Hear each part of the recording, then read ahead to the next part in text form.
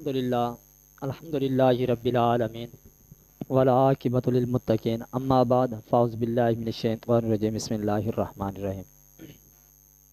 ناظرین کرام و حاضرین الزام، میں ہوں آپ کا میزبان غازی محمد یوسف باروی اور آپ دیکھ رہے ہیں رحمت رمضان ٹرانسمیشن۔ ناظرین کرام، الحمدللہ اللہ تبارک و تعالی نے ایک بار پھر سے ہمیں اس رمضان المبارک عطا فرمایا، اور ایک بار اللہ تبارک و تعالی نے پھر دین کا کام ہم سے لیا۔ ایک بار پھر سے اللہ تبارک و تعالی نے ہمیں یہ پیغام پہنچانے کی طاقت دی، ہمت دی اور ٹائم عنایت فرمایا۔ ناظرین کرام، رمضان شریف آتا ہے، چلا جاتا ہے، بہت سے لوگوں کی زندگیاں سنور جاتی ہیں، لیکن کچھ نالائق لوگ، میری طرح کے نکمے ایسے بھی ہوتے ہیں جو اس سے فائدہ حاصل نہیں کر پاتے۔ ناظرین کرام، آئیں دعا کرتے ہیں اللہ تبارک و تعالی مجھے اور آپ کو نیک کام کرنے کی توفیق عطا فرمائے، اور ہمیں ہمیشہ کے لیے گناہوں سے توبہ تو ہم نے کی ہے، اور توبہ پر قائم رہنے کے اللہ تبارک و تعالی ہمیں توفیق عطا فرمائے۔ ناظرین کرام، آج کا جو ٹاپک ہے اس کے میں صرف چند الفاظ ہی آج کہوں گا۔ چند الفاظ اس وجہ سے کہ وہ بزرگوں کی کہاوت بھی ہے، تھوڑا بولیں اچھا بولیں۔ وہ کہتے ہیں نا، پہلے تولو پھر بولو۔ آج کم اس وجہ سے بھی بولنا ہے کیونکہ موضوع بہت اچھا ہے اور اس میں ہمیں بہت کچھ سیکھنے کو ملے گا، اور ایسا موضوع ہے شاید پہلے آپ نے سنا ہو لیکن وہ کانوں سے اوپر سے گیا ہوگا۔ آج اگر آپ بغور اس کو سنیں گے تو انشاءاللہ آپ لطف اندوز بھی ہوں گے، اور اگر کوئی عالم یا کوئی حافظ یا قاری سن رہا ہے جن کو کوئی چیز بھولی ہوئی ہے تو یہ ان کے لیے الفاظ، ان کو بھی بہت سی چیزیں یاد آ جائیں گی، اور انشاءاللہ بہت وسیع ٹاپک ہے۔ اس کے چند پہلوں پر ہم نظر ڈالیں گے کیونکہ یہ موضوع ایسا ہے کہ ہم اس پر جتنی مرضی گفتگو کر لیں ہم اس کو مکمل نہیں کر سکتے۔ تو خیر، منصب نبوت اور عقیدہ مومن۔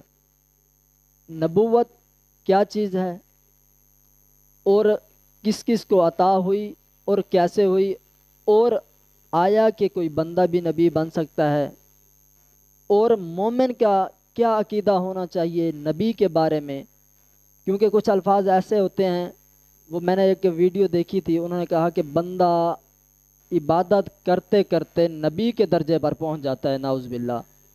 تو انہی الفاظوں سے، اور یہ ایسے الفاظ ہیں، انہی پر روشنی ڈالیں گے۔ آج کے جو ہمارے مہمان ہیں نہایت ہی محبت شفقت والے، اور یوں بھی کہہ سکتے ہیں کہ میرے چھوٹے بھائی بھی ہیں، میرے بڑے بھائی بھی ہیں، کیونکہ دوستانہ تعلق بھی ہے، لیکن دوستی ایک جگہ پر، اور اس رمضان شریف میں اگر ٹائم دینا اور ٹائم نکالنا، مطالعہ کرنا، یہ سب مصروفیات کے باوجود بھی انہوں نے ٹائم دیا، تو اس وجہ سے یہ ان کی مہربانی اور ہم ان کے شکر گزار ہیں۔ جناب عزت مآب، میری مراد، میرے گیسٹ، میرے مہمان حضرت علامہ مولانا قاری زاہد شبیر رضوی صاحب تشریف فرما ہے ہمارے اسٹوڈیو میں۔ ہم ان کو ویلکم کرتے ہیں، خوش آمدید کہتے ہیں۔ ناظرین کرام، آج انہی کی گفتگو سنیں گے اور انہی سے ہی جانیں گے، علمی گفتگو یہ موتی نچھاور فرمائیں گے انشاءاللہ، کیونکہ یہ ہمارے اسٹوڈیو میں دوسری بار تشریف لائے، اور انہوں نے بھی یہ اظہار کیا، یوسف بھائی ہمیں خوشی ہے اس بات کی کہ یار آپ وہ کام کر رہے ہیں، حقیقت میں وہ کام کر رہے ہیں جو بہت ہی کم لوگ اس کام کو کر رہے ہیں، کیونکہ عوام تک پیغام پہنچانا اور یہ سب علماء کو بلانا یہ ہر کسی کے بس کی بات نہیں ہے، نہ ہی ہر کوئی یہ کام کر رہا ہے، تو لہٰذا ان کی محبت ہے، اور میں تو نکما سا ادنا سا بندہ ہوں جو پہلے بھی آپ کے سامنے رہتا ہوں۔ خیر، علامہ صاحب سے گفتگو کرتے ہیں۔ سوالات کی طرف ہی بڑھتے ہیں۔ السلام علیکم ورحمۃ اللہ وبرکاتہ۔ وعلیکم السلام ورحمۃ اللہ وبرکاتہ۔ حضرت کیا حال ہے؟ ٹھیک ہیں؟ جی اللہ کا کرم و فضل، آپ سنائیں، آپ خیریت سے ہیں؟ جی الحمدللہ۔ ایک بار پھر سے میں آپ کا شکریہ ادا کرتا ہوں، اپنے اسٹوڈیو میں آپ کو ویلکم کرتا ہوں۔ حضرت آپ نے بھی سنا ہے اور ہماری آڈینس نے بھی سن لیا ہے، ویور نے، منصب نبوت اور عقیدہ مومن۔ تو یہ جو موضوع ہے آج ہماری اسی پر ہی گفتگو ہوگی، چند سوالات پر آپ روشنی ڈالیں گے۔ تو میں کہوں گا کہ یہ جو منصب نبوت ہے، الفاظ صرف دو ہیں، منصب نبوت، لیکن اگر علم کی گہرائی میں جایا جائے تو بہت بڑا وسیع ٹاپک ہے، لیکن میں اتنا ہی کہوں گا کہ منصب نبوت کیا ہے۔ نحمدہ ونصلی ونسلم علی رسولہ الکریم، اما بعد فاعوذ باللہ من الشیطان الرجیم، بسم اللہ الرحمن الرحیم، رسولا مبشرین ومنذرین لئلا یکون علی اللہ حجۃ بعد الرسل وکان اللہ عزیزا حکیما۔ صدق اللہ مولانا العظیم۔ ان اللہ وملائکتہ یصلون علی النبی یا ایہا الذین آمنوا صلوا علیہ وسلموا تسلیما۔ الصلاة والسلام علیکہ یا سیدی یا رسول اللہ وعلی آلک و اصحابک یا سیدی یا محمد یا رسول اللہ۔ وہ جو نہ ہو تو کچھ نہ ہو، وہ جو نہ ہو تو کچھ نہ ہو، وہ جو نہیں تو کچھ نہیں، جان ہے وہ جہان کی، یہ جہان ہے تو جان ہے۔ سبحان اللہ، سبحان حمد و اللہ۔ صلوات کے بعد میرے نہایتی واجب الاحترام میرے دوستوں، میرے بزرگوں، میرے ساتھیوں، نوجوان اور جتنے بھی حضور نبی پاک صلی اللہ علیہ وسلم کے نوکر غلام، یہ میرا پیغام اور بالخصوص بھائی محمد یوسف باروی صاحب اور آپ کے جتنے بھی حاضرین و ناظرین سماعت فرما رہے ہیں، ان تمامی کی خدمت میں السلام علیکم ورحمۃ اللہ وبرکاتہ۔ وعلیکم السلام ورحمۃ اللہ۔ سلام کے بعد عرض یہ ہے کہ اللہ تبارک و تعالی کا فضل، کروڑا اس کی توفیق سے آج ہم منصب نبوت پر گفتگو کریں گے۔ سب سے پہلے دعا یہ فرمانی ہے کہ اللہ سب سے پہلے مجھے اور پھر ہم سب کو اس پر عمل کی توفیق عطا فرمائے، آمین، اور اللہ تبارک و تعالی میری زبان پر کلمہ حق جاری فرمائے۔ آمین۔ آئیے دوستان گرامی، یہ جو منصب نبوت ہے جی یہ کوئی عام چیز نہیں، نہ ہی یہ عام سے جس طرح ہم کسی چیز کو عام سمجھتے ہیں، یہ ایک بہت ہی اہم اور ایک بہت ہی اعلیٰ اور ایک بہت ہی منصب والی چیز ہے، جی اور ایک بہت ہی بلند مرتبے اور بلند مقام والی چیز ہے۔ جی اور اللہ تبارک و تعالیٰ نے قرآن مجید فرقان حمید کے اندر بھی کئی مقامات پر اپنے ان نبیوں کا، اپنے ان رسولوں کا تذکرہ اور ان کا تعارف قرآن مجید میں کروایا ہے۔ لیکن آئیے اس سے پہلے ایک چھوٹی سی عرض یہ کرنی ہے، چھوٹی سی بات، کہ ہر چیز اللہ تبارک و تعالیٰ نے جب پیدا فرمائی، اس کے بعد جب انسانوں کو پیدا فرمایا، پھر انسانوں میں سے ان انسانوں کا انتخاب فرمایا جو سب سے زیادہ عقل والے تھے، سب سے زیادہ جو ہے مرتبے والے تھے، مقام والے تھے، شکل و صورت کے لحاظ سے ہو، کردار کے لحاظ سے ہو، گفتار کے لحاظ سے ہو، اور اسی طرح بلند مرتبہ و مقام کے لحاظ سے ہو۔ تو ان میں سے پھر اللہ تبارک و تعالی نے پھر چناؤ کیا، ان میں سے پھر چناؤ کیا، آخر کار آ کر جو ہر طرح سے پاک صاف تھے، کردار کے لحاظ سے، مقام کے لحاظ سے اور گفتار کے لحاظ سے، اعلیٰ مرتبے والے، اعلیٰ مقام والے اور اعلیٰ جو ہے علم والے، اعلیٰ عقل والے، اعلیٰ اخلاق والے اور اعلیٰ بلند مرتبے اور مقام والے تھے، ان کو منتخب فرمایا، اور ان کو منتخب فرمانے کے بعد پھر یہ نبوت جیسے انعامات سے انہیں سرفراز فرمایا۔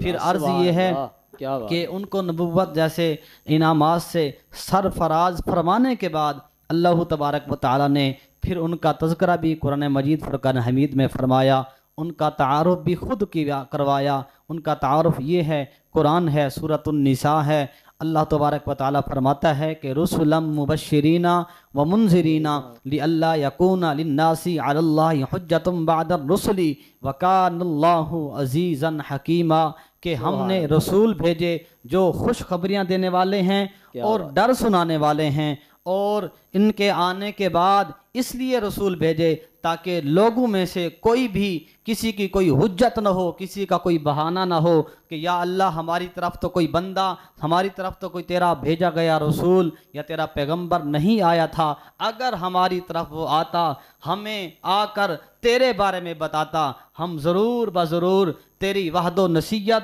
اور تیری جو ہے ہم وحد و نصیحت کا ہم جو ہے اس کا اقرار کرتے، ہم زبان سے کلمہ بھی پڑھتے اور تیری سارے احکامات پر عمل کرتے، لہٰذا ہماری طرف تو کوئی آیا ہی نہیں ہے۔ اسی لیے اللہ تبارک و تعالیٰ نے قرآن میں فرمایا وَقَانَ اللَّهُ عَزِيزًا حَكِيمًا، کہ بے شک اللہ زبردست حکمت والا اور تمام کاموں کو بخوبی کرنے والا ہے۔ اور اس کا ایک پہلو اور بھی ہے کہ رسول اس لیے آتے ہیں کہ الخالق اور مخلوق کے درمیان جو واسطہ ہوتا ہے فقط نبی اور رسول کا ہوتا ہے، یہ فقط اسی کا منصب ہوتا ہے کہ جو اسی بندے کا واسطہ ہوتا ہے تو بندہ نبوت کے اوپر فیض ہوتا ہے، وہ آ کر بتلاتا ہے کہ بندے یہ اے بندے جناب والا اللہ تبارک و تعالیٰ کا آپ نے کلمہ پڑھنا ہے اور اللہ تبارک و تعالیٰ کی آپ نے پاکی بولنی ہے اور اسی ہی کی بارگاہ میں سجدہ ریز ہونا ہے اور اسی ہی کی بارگاہ میں آ کر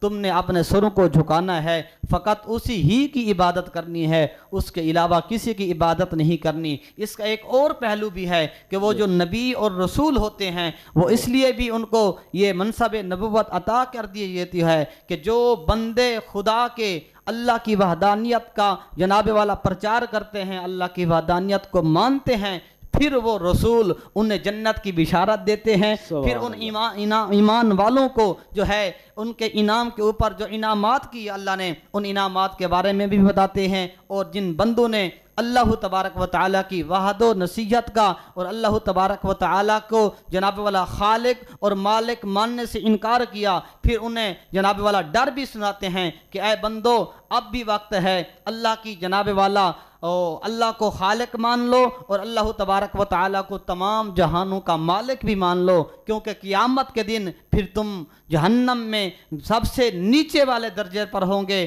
اور جو سب سے نیچے والا درجہ کون سا ہے کہ سارا دن تمہیں آگ جلائے گی، اس کے بعد شام تک جب تمہاری راکھ بن جائے گی، دوسرے دن پھر وہ تمہاری راکھ جو ہے اکٹھی کر کے پھر تمہیں انسان بنایا جائے گا۔ اس کے بعد یہ سلسلہ قیامت کے بعد جب تک میرا رب چاہے گا وہ چلتا رہے گا۔ اب بھی وقت ہے ان رسولوں کی پیروی کرو، یہ جو منصب نبوت پر جو فیض ہیں ان کا کہنا ماننا ہے اور اللہ تبارک و تعالیٰ کو وحدہ لا شریک ماننا ہے۔ کیا بات ہے، بہت خوب بہت خوب۔ علامہ صاحب نے بہت ہی خوبصورت بات فرمائی کہ جو نبی منصب نبوت پر ہوتا ہے تو وہ کیوں ہوتا ہے؟ صرف اور صرف اللہ اور بندے کے درمیان وہ راستہ کم کرنے کے لیے آتے ہیں اور بتانے کے لیے آتے ہیں، اور رابطہ اللہ کے ساتھ تعلق جوڑنے کے لیے اللہ تبارک و تعالیٰ اپنے پیارے کو بھیجتا ہے۔ سبحان اللہ، کیا ہی بات ہے۔ اسی میں یہ جو علامہ صاحب نے فرمایا، اسی میں یہی کہوں گا کہ نبی کی ضرورت کیوں ہوتی ہے؟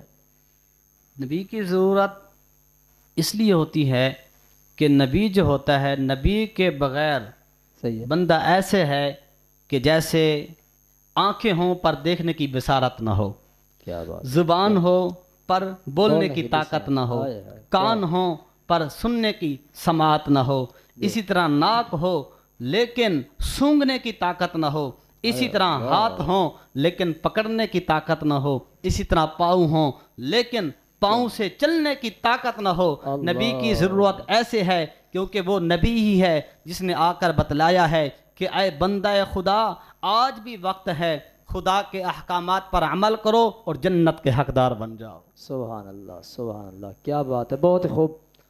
ناظرین کرام، آج انشاءاللہ جو گفتگو ہے بہت ہی دلچسپ۔ ناظرین کرام، یہ وہ جگہ ہے یہاں پر جو چیز ملے گی اس یوسف اسلامک اسٹوڈیو پر، انشاءاللہ اگر آپ سیکھنے اور سمجھنے والے بنے تو بہت کچھ آپ کو سمجھ آئے گا۔ اگر میری طرح کا آپ نے رویہ اختیار کیا یا यूं समझने की कोशिश की, इधर से सुनेंगे फिर इधर से निकालेंगे, फिर फ़ायदा नहीं है। कोशिश करें, ये जो रमज़ान शरीफ का महीना है ना, पहले भी कई बार अर्ज़ किया है आपको, आप कोशिश करें कि इन चीज़ों को अपना लें। और जो गलत बात आपको कहीं से नज़र आती है तो सुन्नी सहीहुल अक़ीदा उलमा से पूछें, आप उनसे मशवरा करें। और आप उन चीज़ों के पीछे भाग रहे हैं जिनकी ज़रूरत नहीं है, जिनकी ज़रूरत है आपने उनको छोड़ दिया है। तो खैर, मैं अल्लामा साहब से आगे ही गुफ्तगू को लेकर चलूँगा। नबी का मकाम व मर्तबा जानते हैं कि नबी का मकाम व मर्तबा क्या है, ये इरशाद फरमाइए। जी, नबी का मकाम और मर्तबा क्या है? नबी का जो मकाम और मर्तबा है वो इस रूह ज़मीन पर ना किसी का है और ना ही अर्श बरी पर किसी का है। क्या बात, यानी कि इस रूह ज़मीन के ऊपर जितना भी बंदा इबादत गुजार हो, तहज्जुद गुजार हो, नेकोकार हो, एक आबिद सारी ज़िंदगी इबादत करता रहे और एक मुजाहिद सारी ज़िंदगी जिहाद करता रहे, और एक नबी आकर अल्लाह की अता करदा वही, अल्लाह के अता करदा सलाम और पैगाम उम्मत तक पहुँचा दे। इस मुजाहिद की सारी ज़िंदगी का जिहाद एक तरफ और उस इबादत गुजार बंदे का सारी ज़िंदगी की इबादत एक तरफ, और अल्लाह के नबी और अल्लाह के रसूल और अल्लाह के पैगंबर का वो पैगाम, वो वही, वो सलाम जो अल्लाह ने अपने बंदों तक पहुँचवाने का ज़रिया नबी को मुंतखब फरमाया, वो एक तरफ। सुभान अल्लाह, सुभान अल्लाह, क्या बात है, बहुत ही खूबसूरत। नबी का मकाम व मर्तबा, यहीं से, क्योंकि टाइम को मद्देनज़र रखते हुए यहीं से आप अंदाज़ा लगा लें कि अगर एक बच्चा पैदा हो और आखिरी दम तक कोई गुनाह न करे, इबादत और रियाजत में गुजारे, उसकी नेकियां कुल ज़िंदगी की एक साइड पर, और नबी का सिर्फ एक फरमान और एक ही पैगाम एक साइड पर, फिर भी नबी का जो एक पैगाम है वो उससे अफजल व आला है। यहाँ से अंदाज़ा लगाएं कि नबी की क्या शान और क्या मकाम है। सुभान अल्लाह। क्या इबादत और रियाजत के ज़रिए बंदा नबी बन सकता है? इबादत और रियाजत के ज़रिए नबी बनना तो दूर की बात है, नबी के जिन्होंने सोबत इख्तियार की, जी, जिन्होंने नबी पाक सल्लल्लाहु अलैहि वसल्लम या और भी जितने पैगंबर हैं उनकी सोबत में बैठे, उनके सहाबी बने। सहाबी तो दूर की बात है, जो उनके ताबी, जिन्होंने नबी नहीं बल्कि उनको देखा जिन्होंने नबी को देखा, बेशक ताबी। और ताबी तो दूर की बात है, तबा ताबी भी नहीं बन सकता। क्या बात है, क्या बात है।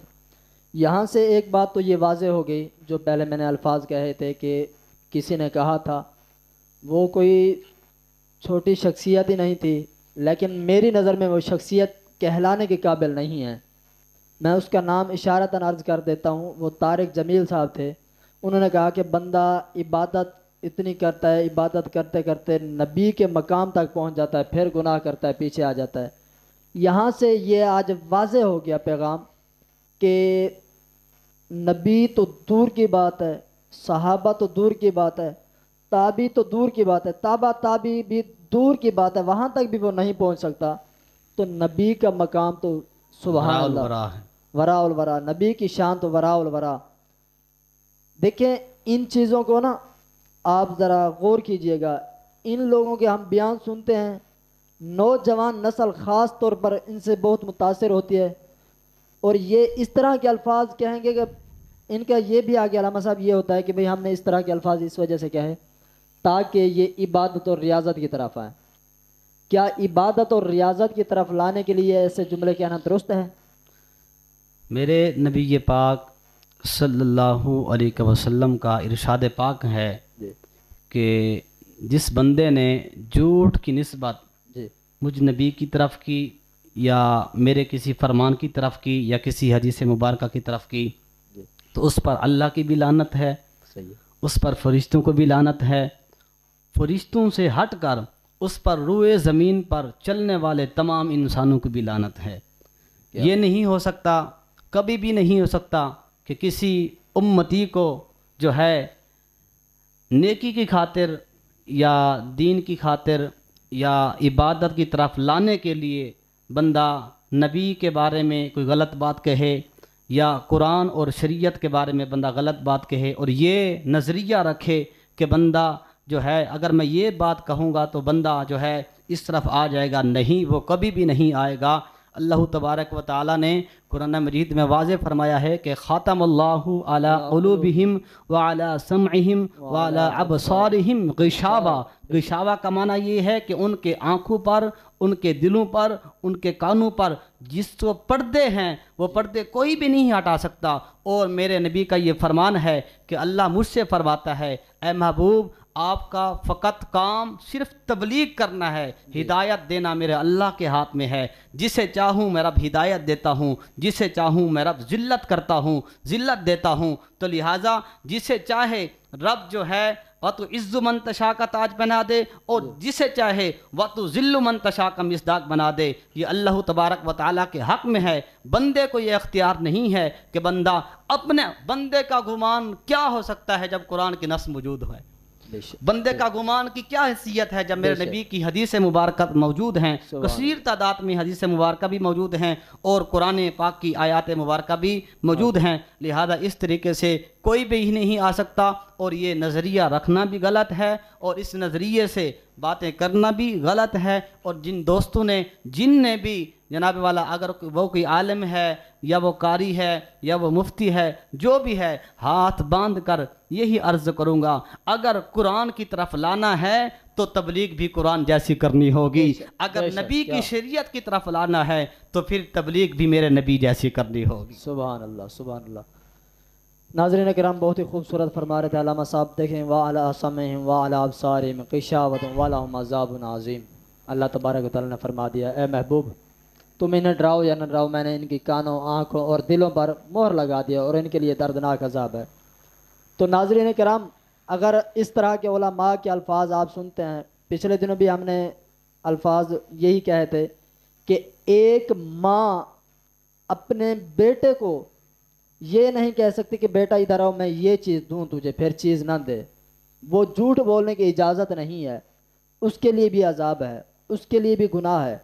تو اگر ایک بندہ یہ الفاظ کہے کہ بھئی بندہ عبادت اور ریاضت کے ذریعے نبی بنتے بنتے رہ جاتا ہے، تو یہ دیکھ لیں کہ جس طرح بھی علامہ صاحب نے فرمایا کہ یہ کتنا بڑا بہتان ہے، کتنی بڑی اس پر لعنتیں آتی ہیں روح زمین کی اور فرشتوں کی بھی۔ تو ایسے آپ ان کے الفاظ بہت جلدی سے پک کرتے ہیں، کوشش کریں آپ سنی صحیح العقیدہ علماء سے سنیں، ان سے سمجھیں۔ اور یہ جو ہم رحمت رمضان ٹرانسمیشن کر رہے ہیں یہ کرنا صرف اور صرف انہی سوالوں کی وجہ سے تھا، کیونکہ یہ جو لوگ ایسے ایسے الفاظ سن بیٹھتے ہیں ان کی یہاں پر اصلاح ہو اور ہم وہی سوال لے کر آئیں تاکہ آپ کو پتہ چلے کہ حقیقت پر مبنی کیا چیز ہے، جھوٹ پر کیا ہے۔ تو اللہ تبارک و تعالی ہمیں ایسے خطیبوں سے بچائے اور ایسے جہلانہ گفتگو سننے سے بھی بچائے جو ایسے الفاظ کہتے ہیں پھر بھی ہم کہہ رہے ہوتے ہیں سبحان اللہ سبحان اللہ۔ یہاں پر مجھے ایک اور بات بہت خوبصورت یاد آئی، جی میں آپ کی اور آپ کے ناظرین کی خدمت میں عرض کرتا چلوں کہ ایک اللہ والے تھے، جی متقی تھے، پرہیزگار تھے، انہیں بہت شوق تھا بزرگی میں حدیث رسول پڑھنے کا۔ سبحان اللہ۔ انہوں نے یہ حضور کا فرمان پڑھا کہ جو بندہ علم حاصل کرتے کرتے جی مر جائے جی ایک پاؤں اس کا زمین پر ہوگا اور ایک پاؤں اس کا جنت میں ہوگا۔ سبحان اللہ۔ یعنی کہ علم کی تلاش میں اور علم کی طلب میں جو مر جائے، اس نے یہ بھی فرمان سنا کہ وہ بندہ شہید ہے۔ تو اس کے دل میں خواہش اور طلب پیدا ہوئی، تو میں جہاں سے بھی پتہ چلتا کہ وہاں اچھا عالم دین ہے، اچھا مفتی ہے، اچھا شیخ الحدیث ہے، تو وہ چل پڑتے، جا کر حدیث رسول سن آتے، حدیث رسول پڑھ آتے، اسے یاد کرتے، محفوظ کر لیتے۔ تو ایک حدیث مبارکہ جو آپ تک کسی نے ایسے بتا دی تو ان کے ذہن میں خیال آیا کسی اچھے عالم دین سے جا کر رابطہ کرتے ہیں، ملتے ہیں، ان سے معلومات کرتے ہیں کہ یہ حدیث صحیح ہے کہ نہیں ہے۔ کیا بات ہے، بہت تصدیق کرانے، مقصد تصدیق کرانا تھا کہ یہ فرمان آقا کریم کا ہے یا نہیں ہے۔ آئیے بڑی پیاری بات ہے، جب وہ بزرگ چلے نا اس عالم دین کے پاس. جب گئے کیا دیکھا کہ وہ عالم دین گھوڑوں کا شوقین تھا, گھوڑے پالتا تھا, گھوڑے. صحیح ہے. تو کیا ہوا, وہ گھوڑے کو بلا رہا ہے, گھوڑا نہیں آتا, تو اس نے ایک گر اپنایا, جس طرح آپ نے ابھی فرمایا ہے. تو اس نے ایک گر اپنایا, عالم بھی تھا اور اچھا ذہین بھی تھا. گر یہ اپنایا کہ اس نے اپنی جھولی کو ایسے پھیلا لیا جیسے اس کی جھولی میں کوئی چیز ہو, کوئی اناج ہو یا کوئی چارہ ہو, تاکہ جانور کو بلائے, جانور چارہ سمجھ کر اس کے پاس آئے اور وہ اس جانور کو پکڑ لے. آئیے اللہ اکبر. جب اللہ والے نے یہ منظر دیکھا, یوسف بھائی آنکھوں میں آنسو آتے ہیں, جب اللہ والے نے یہ منظر دیکھا کہ وہ عالم دین ایک جانور کو ایک خالی جھولی پھیلائے ہوئے, اس کا مقصد یہ تھا تاکہ یہ میرے پاس آئے گا, میں اسے پکڑ لوں گا, چارے کی جناب والا لالچ دے کر یا جناب والا ہے اس کی جھوٹی تسلی دے کر, جو بھی آپ سمجھ لیں. جب اس نے جھولی پھیلائی تو اس کا یہ گر اس کے کام آیا. جانور نے دیکھا, جانور تھا, اس کے قریب آیا, جو ہی اس کے قریب آیا اس نے پکڑ لیا. عالم نے دیکھا کہ فلاں اللہ والا آیا ہے جس کے مشرق میں بھی ڈنگے بجتے ہیں, مغرب میں بھی ڈنگے بجتے ہیں, فرش والے بھی تذکرے کرتے ہیں, عرش والے بھی تذکرے کرتے ہیں. کیوں نہ آپ سے گفتگو ہو, آپ سے مصافحہ ہو, آپ سے کلام ہو, آپ سے پوچھا جائے کہ آپ کیسے تشریف لائے, مجھے بتا دیتے, میں چل کر آپ کی خدمت میں حاضر ہو جاتا. آئیے, جب سلام ہوا, سلام کا جواب عنایت فرمایا اللہ والے نے. اس نے سوال کیا حضور کیسے آنا ہوا, مجھے بتا دیتے, میں آ جاتا. آپ نے فرمایا نہیں, بس یہ راز کی باتیں ہیں, راز ہی رہنے دیں. وہ جانے لگے. اس عالم نے پھر دوبارہ پوچھا حضور بتائیں تو صحیح کیسے آنا ہوا. آپ کی آنکھوں سے آنسو آ گئے. آپ نے فرمایا دراصل میں نے حضور کی ایک حدیث سنی تھی, اس کی تصدیق کرانے کے لیے آپ کے پاس آیا تھا, لیکن آ کر جب میں نے منظر دیکھا میرے دل میں یہ خیال آیا, جو بندہ جانور کے چارے میں جھوٹا ہوتا ہے, جو بندہ جانور کو پکڑنے کے لیے ایک جھوٹی من گھڑت اپنی جناب والا کہانی بنا لیتا ہے, اپنا آئیڈیا یا اپنی جناب والا اپنی طرف سے جانور کو اپنے قابو میں لانے کے لیے ایک جھوٹ کی ابتدا کرتا ہے. بندہ جو ہے بھلے عالم دین ہے لیکن وہ جانور کے چارے کے معاملے میں اتنا جھوٹا ہے, وہ میرے نبی کے فرمان میں کبھی سچا نہیں ہو سکتا. کیا بات ہے, کیا کہنا ہے, کبھی سچا نہیں ہو سکتا. نہیں میرا کام ہو گیا, بس میں گھر جا رہا ہوں. سبحان اللہ, کیا بات ہے. ناظرین کرام, یہاں سے یہی سبق ملتا ہے کہ جھوٹ سے بھی بچیں اور جھوٹوں سے بھی بچیں, خود بھی جھوٹ سے بچیں اور جھوٹوں سے بھی بچیں. اور جو الفاظ آپ کو سمجھ نہیں آ رہے, وہاں سے بہتر ہے اس محفل سے بھی آپ اٹھ کر چلے جائیں.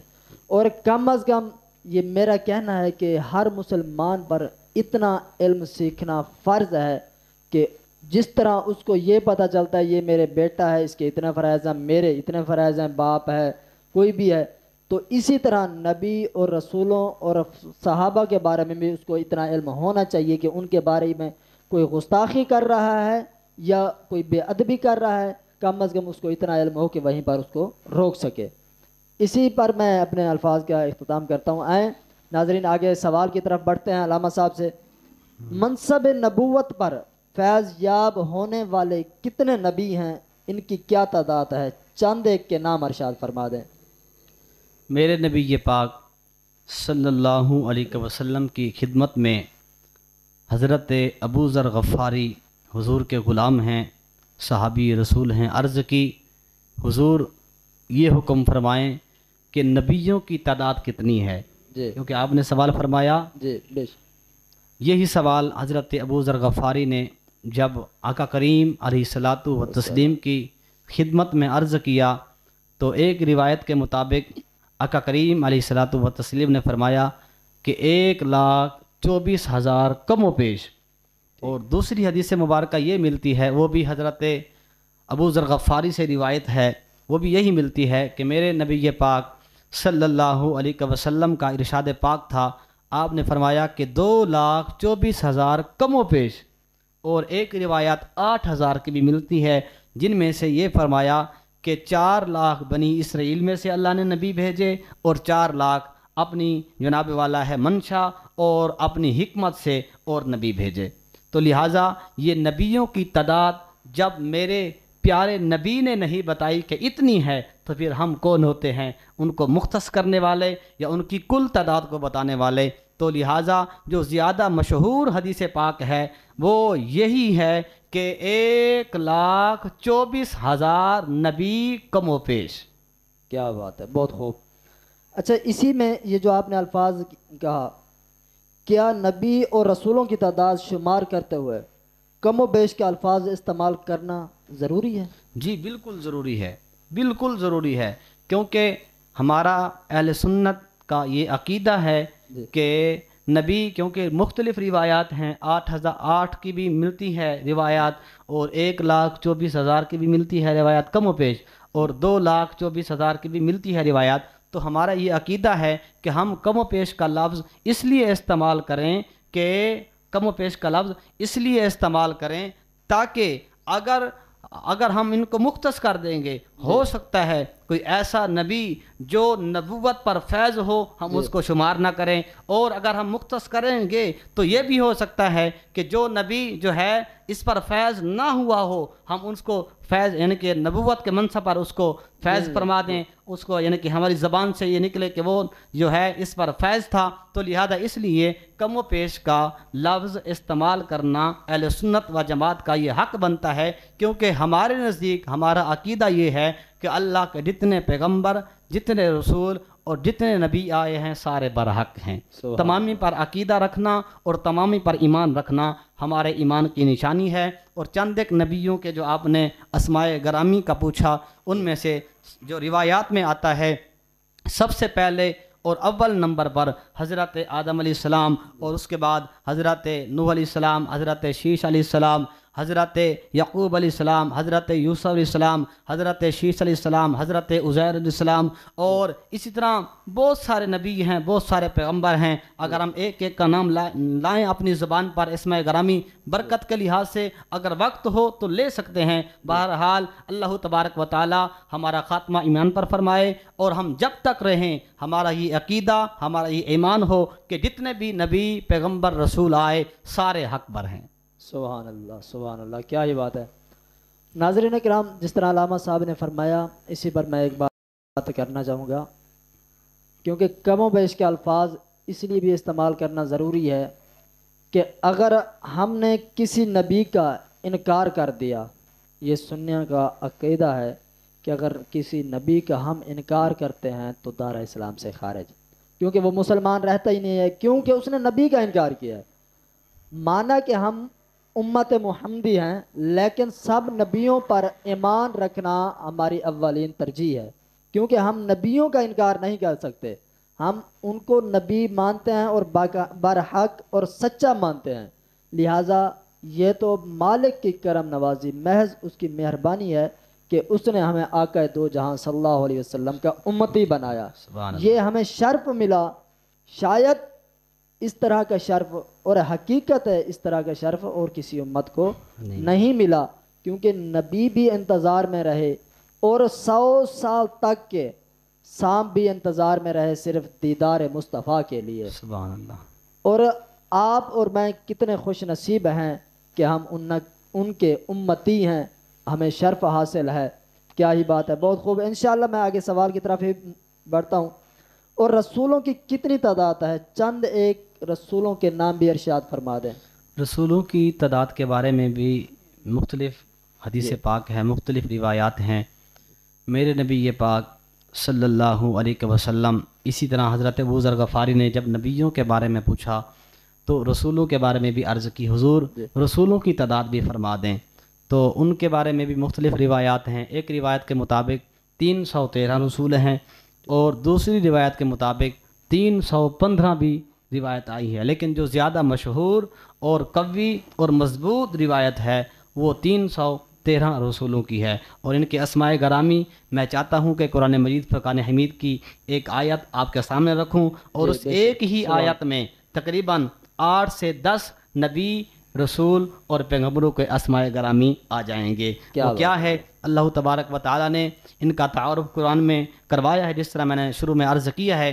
اللہ تبارک و تعالیٰ سورۃ النساء کے اندر ارشاد فرماتا ہے کہ اِنَّا أَوْحَيْنَا إِلَيْكَ كَمَا أَوْحَيْنَا إِلَى نُوحٍ وَالنَّبِيِّينَ من بعده وأوحينا إلى إبراهيم وإسماعيل وإسحاق ويعقوب والأسباط وعيسى وأيوب ويونس وهارون وسليمان وآتينا داود زبورا. اور دوسرے مقام پر اللہ تبارک و تعالی ارشاد فرماتا ہے کہ وزکریا ویحییٰ وعیسیٰ وإلیاس کل من الصالحین، یعنی یہ جتنے رسول تشریف لائے ہیں سارے کے سارے صالحین ہی تشریف لائے. سبحان اللہ سبحان اللہ، کیا یہ بات ہے، بہت خوبصورت.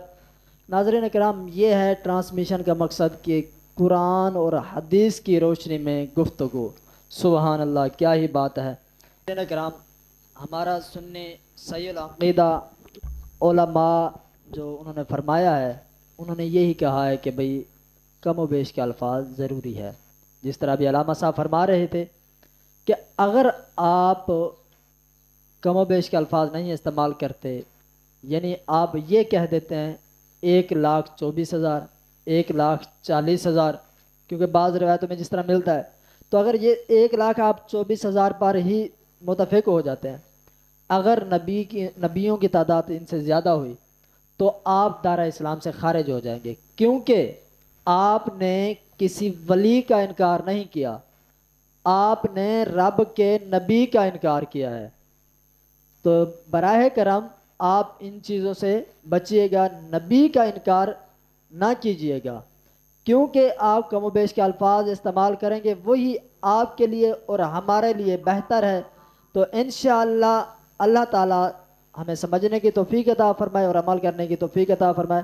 ناظرین کرام، آج کا موضوع جو ہے عقیدہ منصب ختم نبوت، یہ جو ہم نے ٹاپک اٹھایا ہے، اسی پر آج ہم یہیں پر اختتام کرتے ہیں. اور علامہ صاحب، کیونکہ ان کی آواز ہے ماشاءاللہ، یہ سریلے خطیب بھی ہیں، سر بھی ان کو آتی ہے اچھی طرح سے. آئیں ان سے 2 اشعار نعت رسول مقبول صلی اللہ علیہ وسلم کے سنتے ہیں. میں 2 اشعار پیر نصیر الدین نصیر علیہ رحمہ کے کلام کے آپ کی اور آپ کے ناظرین کی سماعتوں کے حوالے کرنا چاہتا ہوں. دعائے اللہ تبارک و تعالیٰ ان جیسا جذبہ اور ان جیسی محبت، ان جیسی مودت ہمیں بھی نصیب فرمائے. آپ کیا فرماتے ہیں؟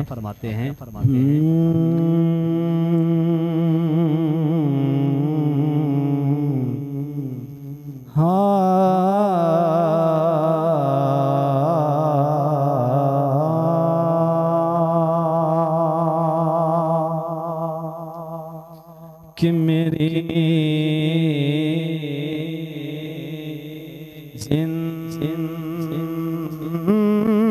زندگی کا تجھ سے آقا یہ نظام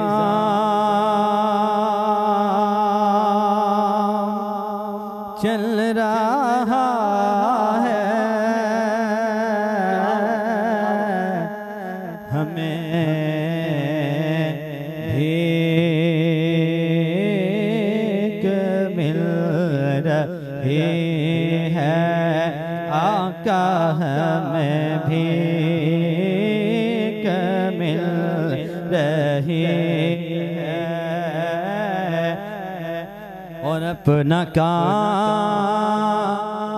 چل رہا ہے آقا، اپنا کام چل رہا ہے بلا، اپنا کام چل رہا ہے، ہمیں بھیک مل رہی ہے. جی اپنا کام چل رہا ہے، رہے آستا سلامت آقا تیرا آستا سلامت، اپنا کام چل رہا ہے، میری زندگی کا تجھ سے. پیارا شعر ہے، کیا عقیدے کا شعر ہے کہ نہیں عرش و فرش پر ہی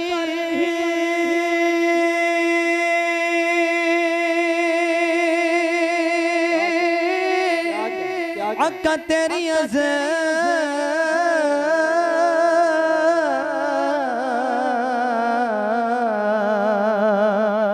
عظمتوں کے چرچے نہیں عرش و فرش پر ہی آقا تیری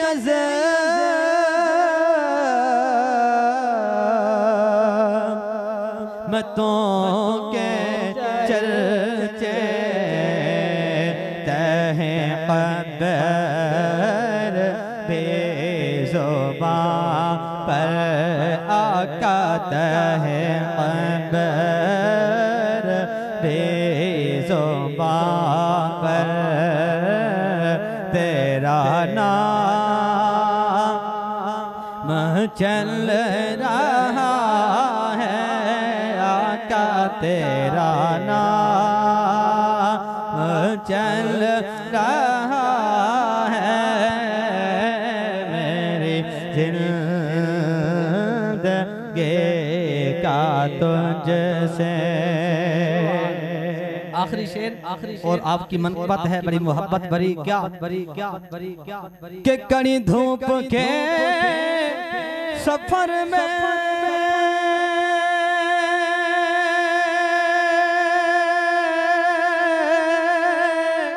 نہیں کچھ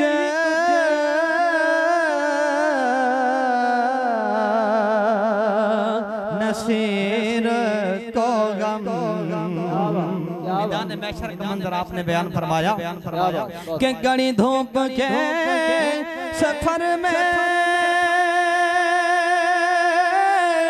نہیں کچھ